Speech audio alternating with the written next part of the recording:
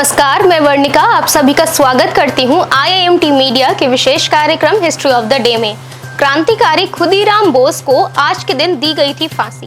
क्रांतिकारी खुदीराम बोस को 11 अगस्त 1908 को मुजफ्फरपुर जेल में फांसी दी गई थी। उस समय उनकी उम्र महज 18 साल और कुछ महीने थी।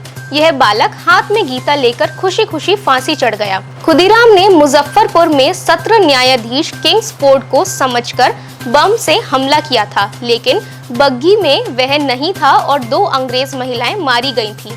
खुदीराम को फांसी दिए जाने के बाद बंगाल के जुलाहे खास किस्म की धोती बुनने लगे थे, जिसकी किनारी पर खुदीराम लिखा होता था। बंगाल के नौजवान बड़े गर्व से वह धोती पहनकर आजादी की लड़ाई में कूद पड़े थे। आज के दिन दादरा और नगर हवेली का भारत में हुआ था विलय।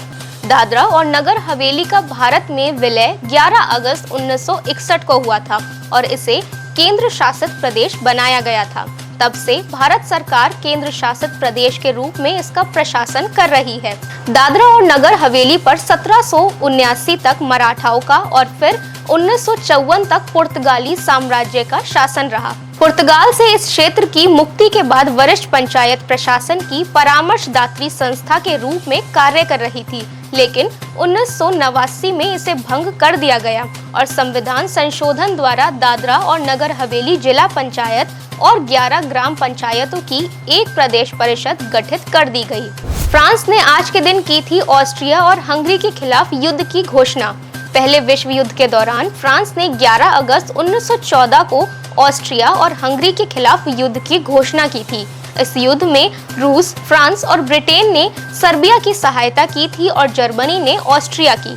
युद्ध में जर्मनी की हार के पश्चात 18 जून 1919 को पेरिस शांति सम्मेलन का आयोजन किया गया था, जिसमें 27 देशों के प्रतिनिधि शामिल हुए थे।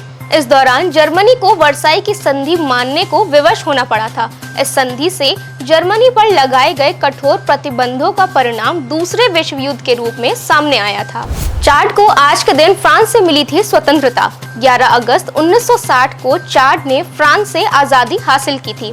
चाड के झंडे का डिजाइन फ्रांस के ध्वज से प्रेरित है, जिसमें नीला रंग आशा, आकाश और दक्षिणी भाग में कृषि शक्ति का प्रतीक है। पीला रंग देश के उत्तरी रेगिस्तान और सूर्य का प्रतीक है और लाल रंग स्वतंत्रता के लिए समृद्धि, एकता और रक्त बहाव का प्रतीक है। चाड को दुनिया का बेबिल टावर भी कहा जाता है। चाड की आधिकारिक भाषाएं अरबी और फ्रांसीसी हैं। देश का नाम चाड विश्व की 17वीं सबसे बड़ी झील चाड के नाम पर रखा गया है, जो 1350 किलोमीटर में फैली है। आज के लिए बस इतना ही। कल फिर भेंट होगी इतिहास में दर्ज कुछ और महत्वपूर्ण घटनाओं के साथ।